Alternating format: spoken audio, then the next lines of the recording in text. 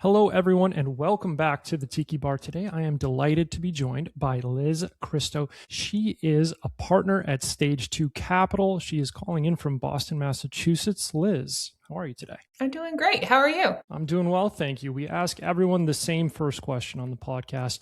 What did you want to be when you were growing up? Oh, way back when, first thing I remember wanting to be is a chef. And I have always been passionate about cooking and baking and, I don't know, feeding people and welcoming them around a table. But I think at some point I realized my passion for food didn't actually necessarily map to the right skill set for jobs or like aspirations for my life. And it definitely took a turn away from that. But you are a foodie and you do cook, right? So it is in your life. Self-proclaimed foodie, yes. No, I cook all the time. I love trying new recipes. I love hosting. I love cooking for other people and sharing food, and that has been amazing. Love that. And what ended up being the first job that you ever had? All right, like babysitting aside, because I am the oldest of four kids, and I think my first job was like, I was like 8, and someone was like, "You're fine with them, right?" No, I worked in and managed an ice cream shop. I waitress and I bartended, and I lump all those together because all through high school, like it was customer service and especially like hospitality focused. And I think for me, that was just incredible training for the real world. You learn so quickly that customers can be wonderful or completely irrational.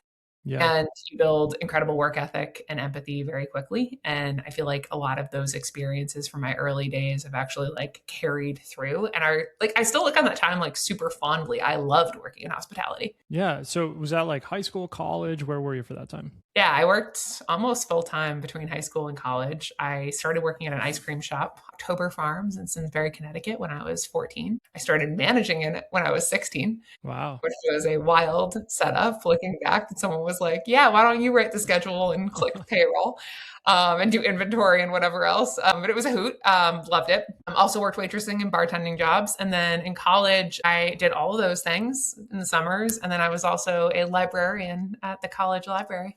So Nice. bartender at night, librarian by day. My wife was also a Connecticut-based librarian growing up, so I'm fond of that. So you're managing people at 16 years old, like presumably other 16-year-olds trying to get them on the schedule and You stuff? got it. Yeah, it was a summer, like obviously summer was a busy season. And I think it was like probably like May when I just turned 16 and the manager of the store quit. And I remember the owner like called me and was like, "Hey, do you want to like take over?" And I think he paid me like 50 cents more an hour. And my job then became scheduling and inventory and ordering and closing. And it's just a hoot looking back at that. But like, well done, sir. Absolutely. Good for him. I did that Good for for you. 6 years. And when I left, my younger sister took over and did it for like 3 more. Okay, so the babysitting continues. You were keeping an eye out for her. I like that. Okay, so you have all these various jobs in high school, and then you ended up going to Middlebury College. How did you decide to go there? I only toured a couple of schools and I don't know, looking back, I'm not even sure that I had like the right parameters in my head. It was like I remember visiting. It was Vermont, beautiful day, like spring, like the perfect weather, and walking around this campus where everybody, looking back, had been holed up in snow for like 4.5 months, and probably like I didn't know that. And I was just like, they were happy and it was gorgeous. The campus was beautiful. And I was like, okay, I want to go here. And I applied early decision without giving it much more thought. And the irony of that looking back is Middlebury is known for language school. I do not speak a second language. And I was like a math and economics person, and I chose a liberal arts school. So all around, like nailed it. I obviously had a great experience there and have many lifelong friends, but it is just kind of funny looking back that like probably I didn't optimize for the right things. Fair enough. Did you have any type of like vision for what your career might look like? What were you thinking about at that point? Oh my God, no. Because I went to Middlebury, I felt like there was a sort of like a split in like recruiting. People either went into like iBanking or consulting, or I don't know, there's like a huge population that went and did like advanced degrees. When I was recruiting, I started looking at banking because, again, good at math, economics major, this is what people did. And so I went kind of through that whole process and did the recruiting for it and ended up getting an offer for Lehman Brothers, actually, which is just kind of hysterical looking back. So like, good thing I didn't. But I don't know, it never felt like the right fit. And I kind of lucked into a job at Open Air. And obviously, like we met at NetSuite, so that was post acquisition. But I wasn't looking for a job in tech. I think my biggest orientation at the time was realizing I wanted to be in a smaller city, and like New York didn't feel like it was for me right out of college and coming from like pretty rural Vermont. And I was looking at roles that could be based in Boston where I felt like I could do a good job. We can come back to that like kind of hospitality customer service angle. I took a job in customer support for a company called Open Air. And it is just honestly a lot of good luck and happenstance that I ended up in that job. And I like really am so thankful that like I found the career path I did, but I don't think it was like intentional by any means. No, that makes sense. But you end up at this company that is growing pretty rapidly. It's got 40, 50 people, I think, at that point, and you start doing customer service. What does your welcome to the working world like moment actually look like once you leave college and actually start doing this? Do you know right away, like, oh, this is okay, like I could do something like this? Yeah. Okay. Well, I have two things when you said that because there's sort of like the first one. This is a story I probably shouldn't tell, but I just was my actual first day experience that I think is funny and shareable. So I was joining a startup. They're probably 40-ish employees. I don't know. My guess is like average age was probably like 28. Like it was such a young team. And the weekend before we started, so there were a team of 6 of us that were starting in customer support all on the same day. And they have us sitting in this conference room. But the weekend before, one of the like more senior team members was getting married and the wedding was in Portugal. And like the entire company, like a lot of them had like flown out there to this wedding. And so we're now sitting in a conference room, all of us newbies, and a woman who is now a very good friend of mine walked in and like people were not their best selves that day. Let's just go like a weekend of partying, jet lag, had like taken a flight back or like they're there early on a Monday morning. And she just walks into this conference room, looks at all of us new people. She goes, oh, not today. And just left. And we sat there for like half an hour waiting for the training to begin. She like didn't have it in her. That killed me. But honestly, I think pretty quickly I realized like a lot of the things that I liked actually about school too, like learning, problem solving, trying to like kind of unpack and like suss out a problem was a lot of what like technical support was. And I don't know, it always sort of felt like a game to me. You would get these tickets and, you know, there's tickets that are like, how do I log in? And like, those were not fun. But there were like complicated problems where you would try to debug something and recreate it and solve it. And I like very quickly really liked that kind of work and leaned in really hard and ended up feeling like I would take on a lot of like the connection points to the engineers and like testing things a little bit further. And that was really fun. Sort of funny, like, I think I like could have actually stayed in that kind of work, but it was an odd time for the company because it got acquired by NetSuite and they ended up actually like doing away with that support organization and moving it to the Philippines. And so I remember coming in one day and they were like, okay, you don't have a job in support anymore. And you have like a week to figure out what comes next. And like, here are the 2 paths in front of you. And just, again, kind of happenstance and luck that like, A, they found us other jobs, which was awesome. But B, that I found something I really liked and actually like got into sales through that. And so this is when NetSuite is still a really young company, like maybe even before. NetSuite was like 400 or 500 when they acquired 400 or Open Air. It was like 500. small and it felt huge to me because it was like 10 times the size of anything I'd worked at, but it was still really small. So you're going to work for this giant corporation of 400, 500 people, and you've got a choice between 2 paths. And so what were those 2 paths? What were you thinking about them? Yeah. The 2 on the table then were professional services and doing more of like implementation and services working with our customers or sales operations.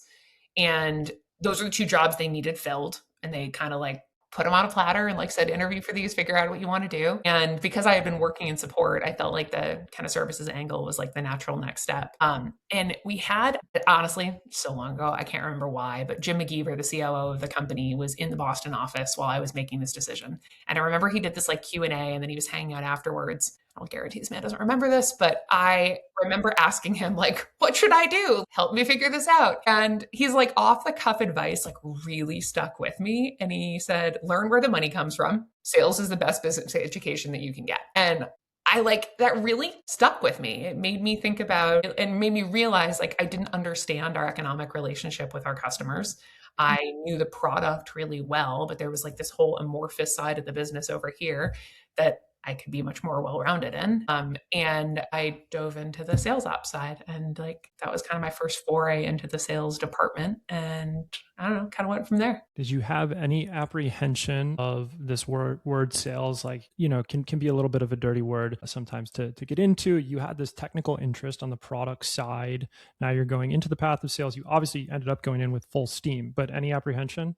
No, and I had kind of an odd job. So there was a guy named Jeff Honeycomb who was running half of the sales team at the time, and he was running all of the acquired products and then some of the verticals. And I was like the dedicated sales ops person for him in that office. And so I sat kind of in the back end and did a lot of like SKU management and territories and like operational work. And I wouldn't even really have said I was in sales at that point. I moved from that into an actual sales and quota bearing role. But I think like I didn't even really know what the job was. Like I was just like whatever Jeff told me to do that day or whatever he needed. Like I was that, I don't know, chief of staffy type role, but it was sales ops at the time. And it was just like help this man do what he needs to do to like run this quota. And then I don't know, as I moved in and like got more exposure to sales, yeah, I don't know, there's like the dirty word vibe to it, I guess. But like in reality, like it's an incredibly important, like huge asset to any company to have a like highly competent sales team. And competent, I think, means more than just like you close a lot of business. It means you understand your customer. It means you understand the product. It means you're actually solutioning and like selling the right thing to the right person.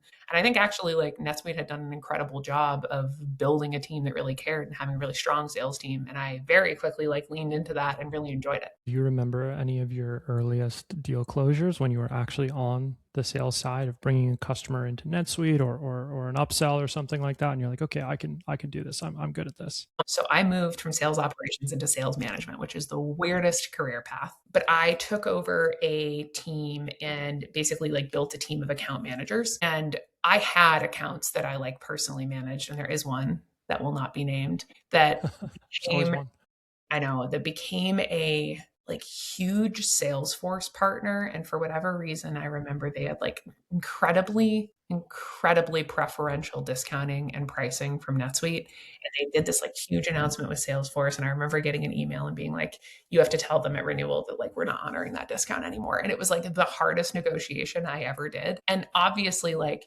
there's no way you can rip out your ERP on like, you know, a couple months notice. So like they're staying with us, but it was not a fun one. And I remember that being super trying, but like also a very good experience to learn how to negotiate and work with people through like what was a fairly contentious negotiation and make it through to the other side. But more of my work, I think, was working with like the team and helping them think through like their book of business and how we were going to hit quota and what we were going to do with our customers to help them grow. And back then, we had not done a ton of like the upsell motion at NetSuite. It was a very like still kind of like an SMB play and going after smaller customers. And as we started building a team of like really talented account managers, there started to be real upsell quotas and like driving growth in the accounts. And I think a lot of that came from understanding their businesses and understanding our product and going much deeper in like the use cases and how we could help them and expand across departments instead of just like, and a 12% increase at renewal. Yeah, absolutely. Okay, and so you're managing account management teams, and then you eventually put your hand up to kick off the business development representative team. Can you take me through like that the initial goal when you started that team? Like what was the charter, and how did you get roped in? Is like the right word. So it's kind of funny looking back at this. Like I did not put my hand up. So the first conversation was actually so this account management team that I was running with like we were the top performing team the year before. I had like for the first time in my life been making like real money. I won manager of the year at club. I had been like super amped. I'm like, I have a good team. Like we like are finally all ramped up. We had hired great people. It was like really working. And I did not want to move out of that job. So I like held on to that like really hard. And we had been exploring this like college hiring idea. And it was sort of funny. It actually took on a bunch of different roles over time. But the overlap eventually became, we need to have more quota bearing sellers, and our recruiting could not hire enough external people with ERP experience that could ramp in the timeline we needed to carry quotas and like hit the growth rate we were trying to hit.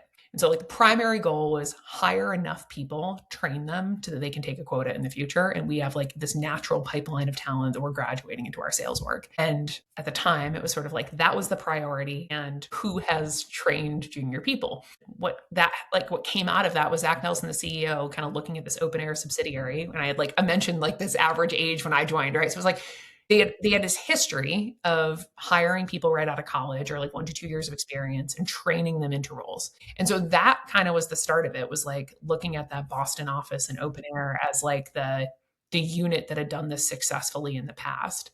And then my boss at the time, Brian Martin, had been like the primary hire. He had hired me and like people out of college. And so I don't know, long story short, it like kind of ended up coming together that like, all right, you can't do both jobs. Yes, you liked being in account management, but like go work on the next thing. And I think we finally made that decision in April of, oh my God, April of 2012. And we hired and had the first team in seat in June, which is, maybe that's not right. Maybe it's like, maybe a little bit earlier because I had to have more time for recruiting. But it was like, or maybe, April is when I gave it my quota. And then I moved fully, like I had transitioned off the team and moved fully to BDR, but we had been recruiting for a couple months before that. But it was like this very like kind of whirlwind thing where like we went from having 0 people in this role to like 18 in like a pretty short span of a few weeks, and had to do like construction and put in desks and make it fit. And it was a wild turnover. Absolutely.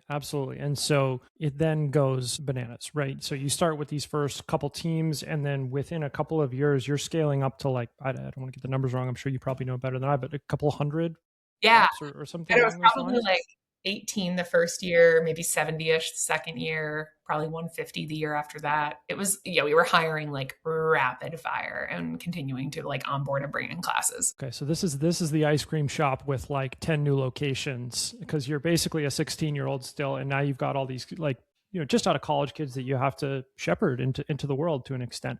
What is that like for you? You're in your mid-20s, you're with the international teams, I would imagine long hours. Like, what's your experience like at that point? Yeah, the hours were crazy. We had an EMEA team. So we were like on early morning. We opened a Sydney team. We opened a team in Japan at the end. It was a lot of rigorous schedule managing, trying to figure out how to balance those things and like when to be available to certain teams. The travel was chaotic. I tried to be in every office at least once a quarter and have like a presence with the teams. And then I don't know if I like really look back on that time, every single day presented new challenges from like, I don't know, the small stuff that would come up of like, in the earliest days, we had a team only in Boston, and the mandate was that we needed to cover the inbound phone lines for all business hours. And because we were headquartered in San Mateo and we wanted to be able to answer the phone until I think it was 6 o'clock on Friday nights, Boston had to be in the office until 9 p.m. Kevin, I think you can imagine how many people are calling an inbound line to buy ERP Friday nights. But that argument I did not win for like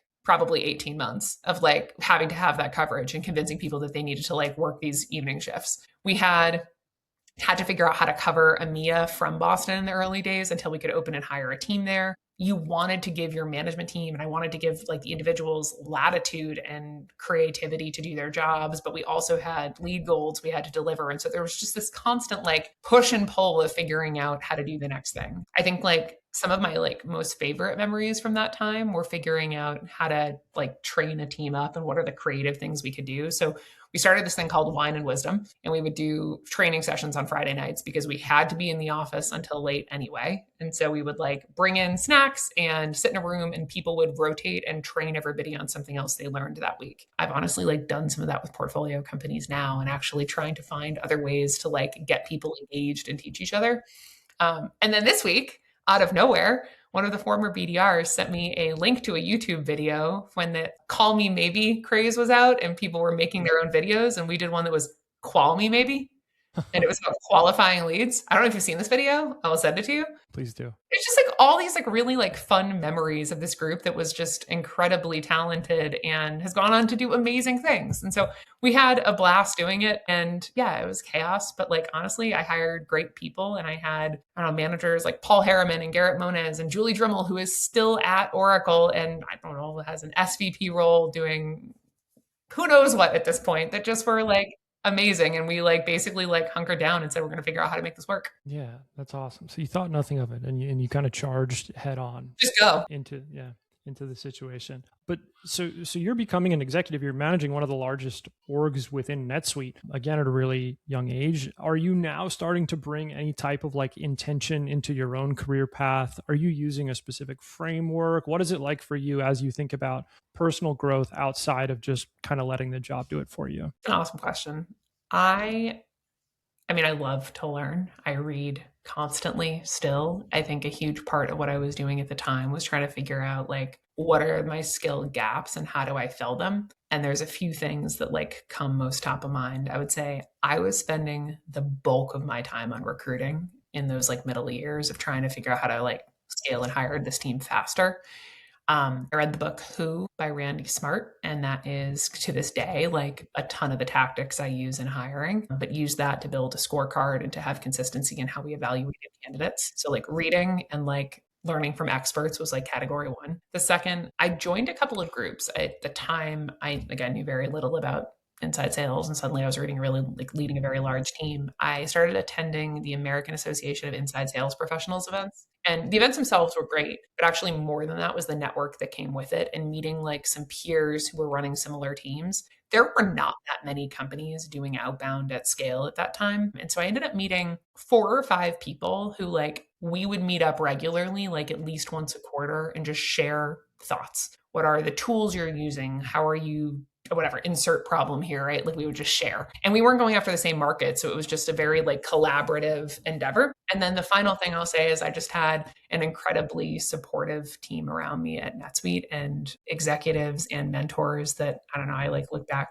to this day and I'm like so thankful that they were there. Brian Martin in particular, who had like originally hired me, Jeff Honeycomb, who I worked for, Ed Marshall, Paul Offerman, these like amazing mentors who would like drop everything and just help. And there are many more, but like it was a very team oriented dynamic in those like early days of NetSuite. I love that. Now, after 8 years and many team members, many people recruited into NetSuite, you had been kind of one of the faces of Open Air Plus NetSuite. What ultimately led you to decide to go to OpenView? I don't think I was having fun anymore. Like I look back and I was like, I loved the people that I got to work with, but I think the company had outgrown me. And if I think about like where the times where I had the most impact or where I learned the most or where I like felt like I was having the most fun, we were just bigger than that. We were, I don't know, 6,000 people at that point. And I felt like it had been years since I actually talked directly to a customer or coached a rep one-on-one. I just felt like kind of stuck in like spreadsheet land. And it felt like it was time to do something else. And I remember reflecting and saying like, I just lucked into a rocket ship. Like I worked for a very small company that got acquired and I was so lucky to get to work for NetSuite and have that experience. But like, I did not know how to go about finding the next one or figuring out what I wanted to do next. And I had met one of the partners at OpenView, I don't know, 5 years before that, and had kind of like stayed in touch every 6 months or so. And they had reached out continuously and always been like, you would be great on this team. Like, come over here. And it was like, wasn't the right time. And when I finally picked my head up and thought about it, I think the thing that was most appealing about venture for me was I could go and learn and get like deep exposure to hundreds of companies, work really closely with probably 30 to 40, and hopefully kind of pick my next operating role with like insider knowledge. And so I had looked at that at the time as like, just go figure out what operating role you want to do next. And like, you get to do that from like a springboard where like you have some knowledge and can kind of test it out versus going in from like cold start. And that I think was the biggest draw there for me.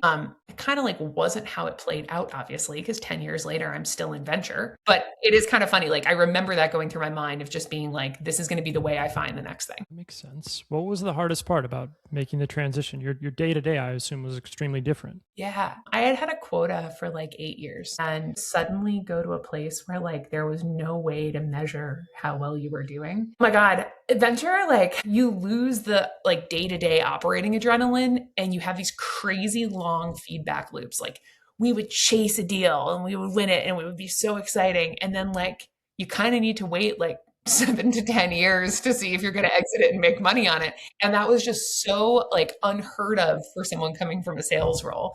And so I don't know, I think I really had to get comfortable with like, you have to find different ways to know if you're like doing your job well and find other ways to get those feedback loops. And then the second one, I think you probably like relate to is just I had to go hands off keyboard, and to move from a role where like you can make decisions and do things and move really fast to like influencing and teaching people and giving guidance was really hard. I remember in even like the first month spending time with a company, and like we're in this meeting and we're like, all right, we need to have a dashboard in Salesforce because we do not understand like how our leads are flowing through the pipeline and like the funnel. And everyone's like, yes. And then we meet like a week later and no one did it. And I'm like, okay, like let's map it out together. And like we need this one and like this report. And like it's going to be like week over week. And then we're going to look at this by rep. And like we all agree these are the things we're going to look at, right? And it's like, yep, who's going to build it?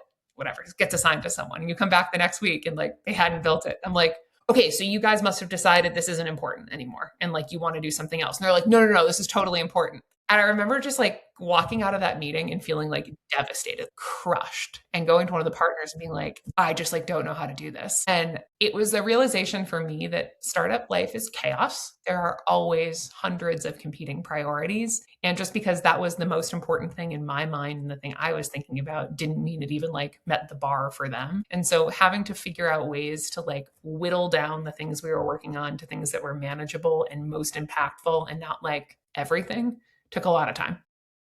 It was a good transition.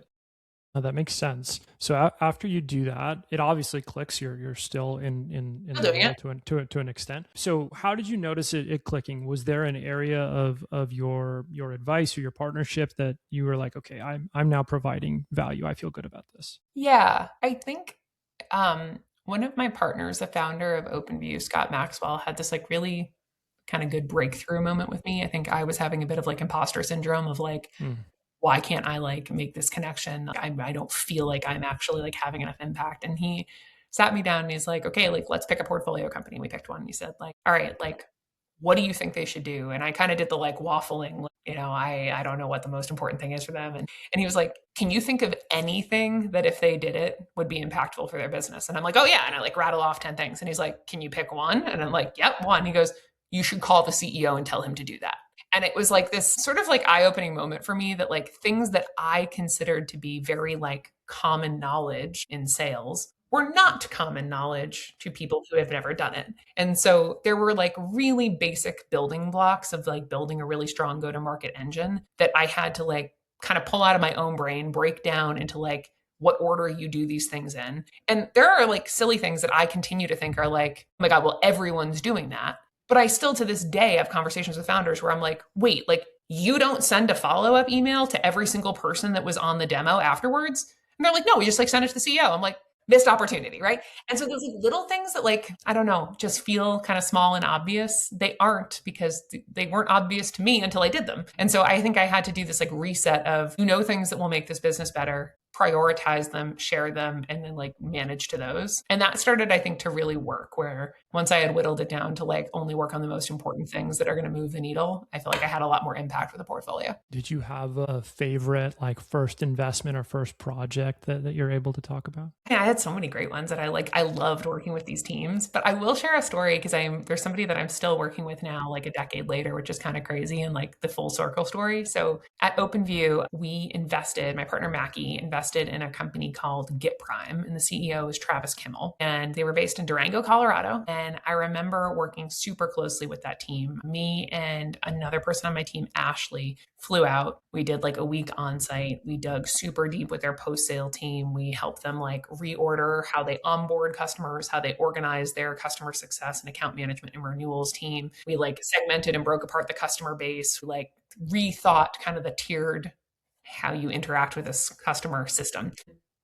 It was a ton of work, and it was a really, really smart team. And we got to work very hand in hand with them for a number of months. And that actually turned out to be an investment that we got very fast feedback loop on. So we actually exited GetPrime to Pluralsight, and it was a really good outcome. It was a fast turnaround for OpenView. The team did really well, and I had stayed in touch with Travis over the years. Obviously, he worked at Pluralsight for a while. He ended up leading a team at Lattice. He and I just would text and catch up occasionally. And when I was looking for a board member for one of my portfolio companies now at stage 2, we had defined the spec, and we in an ideal world, we want a technical founder who is can help think through and evaluate our engineering team and CTO, who also has been in the founder and CEO seat and can be a coach to the CEO. We were as like a short list of people that can do both.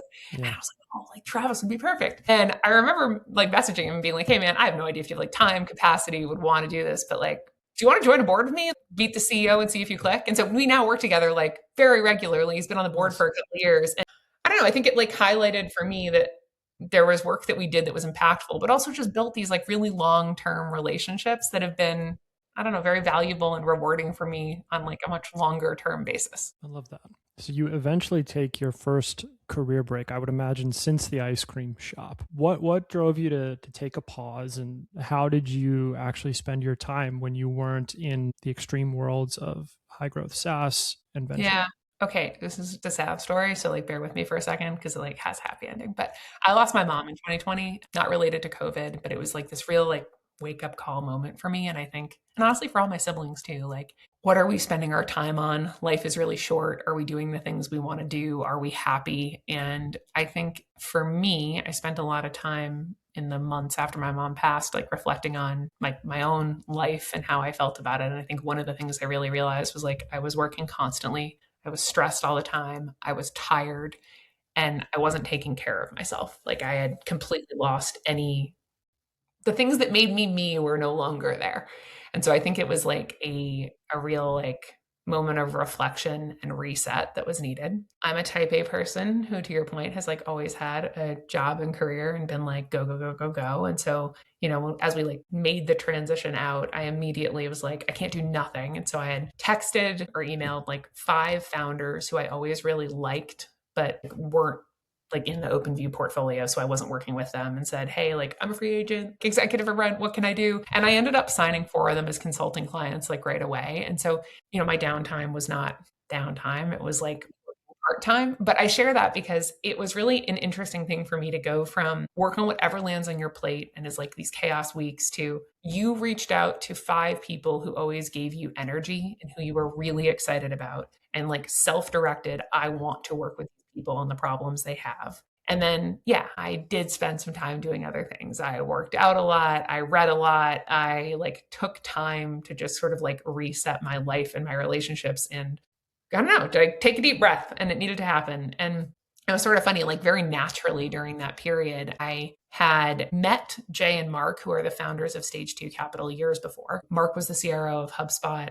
Jay had been at Bessemer, and I had like known about the fund, and I actually invested in them first. So as soon as I wasn't conflicted and I was no longer a partner at OpenView, I called them and was like, all right, I want to invest. So I did that. And then I sort of like naturally started spending more time with them. And again, it was like I found like I left those meetings with energy. Like I felt excited about what they were doing. I felt aligned to the mission. I don't know, like I woke up thinking about it, right? And so it was this sort of like natural pull into their organization through an investment. And I don't know, I wasn't sitting there saying like I'm gotta find the next venture job. It sort of happened naturally. And again, like feel very lucky that that like opportunity was there when I needed it. But I had taken, you know, 6 to 9 months off and doing some consulting and some part-time work, and then was ready for the next thing. I appreciate you sharing that story, Liz. I mean, I think anybody can relate to putting some intention back into their career and their journey. And I'm glad you did that. And I you mean, also started. that leap too, and like decided to become a founder. And I have to imagine there was some moment of reflection and like prioritization of your own life. It was like, why is it now, or why is it the right time? And I don't know that we like do that enough. The way you think about your life can change over time, and that's okay. It's amazing how much we don't. It's so strange. You'd think you would just come into these things with less of a just let it rip Yeah. mindset. I found NetSuite on, it was called BuckyNet. I went to the University of Wisconsin. There was a random job listing. I don't remember applying for it at all.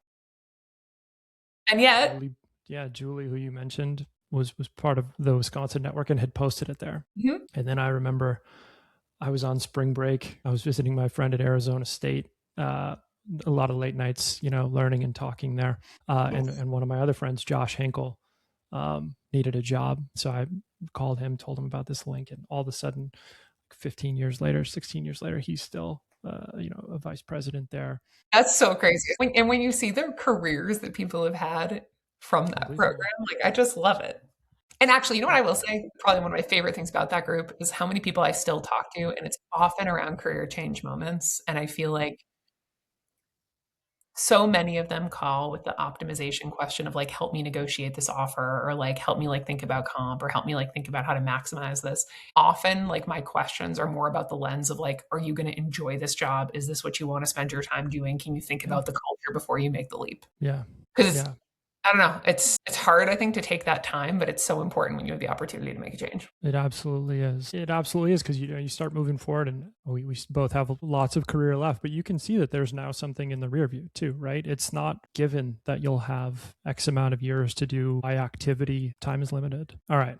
You also started writing during this, which I resonate with. And you talk about pulling things out of your head and putting them on paper. I'm a consumer of Dear Stage 2, of your Substack. And I'm curious, what's been the most surprising part to you about becoming a consistent writer? So it's funny, I realized I was doing it already, I just wasn't publishing it. And so much of like my interaction with founders was like getting off a phone call and documenting and like sharing something with them. And so I was writing like long form emails because it was helpful for them to be able to process it and like forward it to their team. And so this whole thing started as just like take what you're already doing and turn it into an article. Now, the most surprising thing is how often I get inbound deal flow from founders because they read something I wrote and are like, hey, can we talk about this? And the conversation isn't, can we talk about you investing in my company? It's like, hey, can you help me actually do this thing? Or can you like jump on the phone and share like deeper perspective for 10 minutes? And often opens the door to those funding conversations. And so it's actually been like incredible deal flow for me.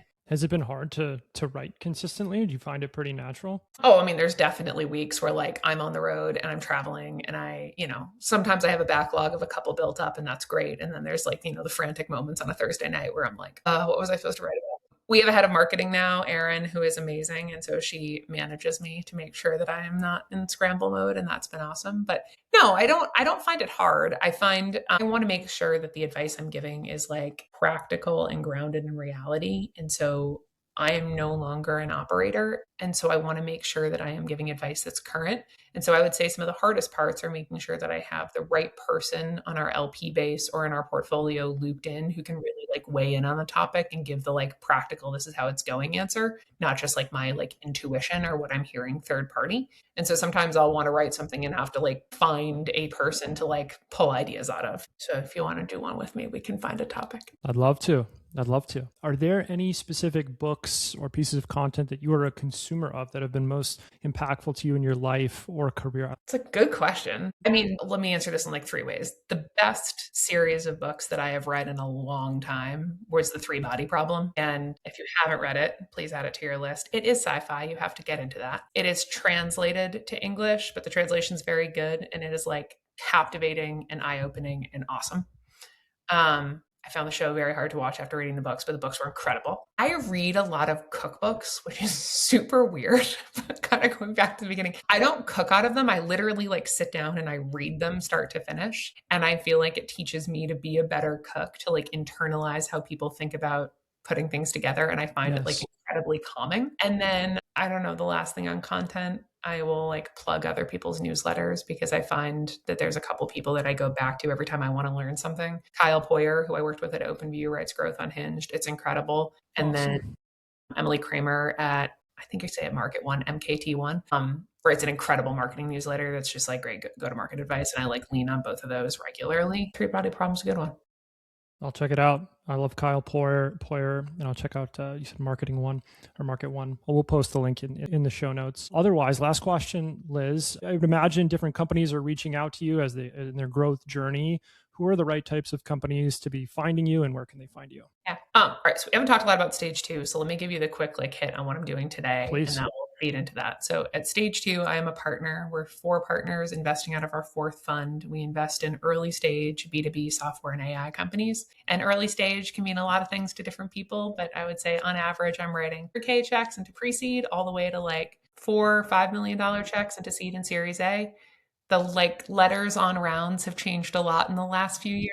I would say what I'm generally looking for in writing those larger checks are signals of product market fit. And for that, really, I like lean on this concept that we call leading indicators of retention, but often looking at like, what sort of product usage data do you have? Are customers finding value? Are they finding like consistent value? Do they articulate that value in the same way?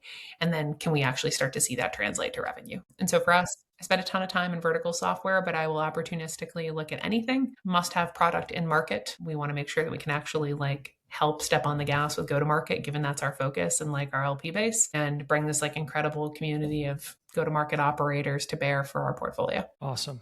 Well, Liz, thank you so much again for joining me today. We'll talk to you again soon. Awesome. Appreciate it. Thanks.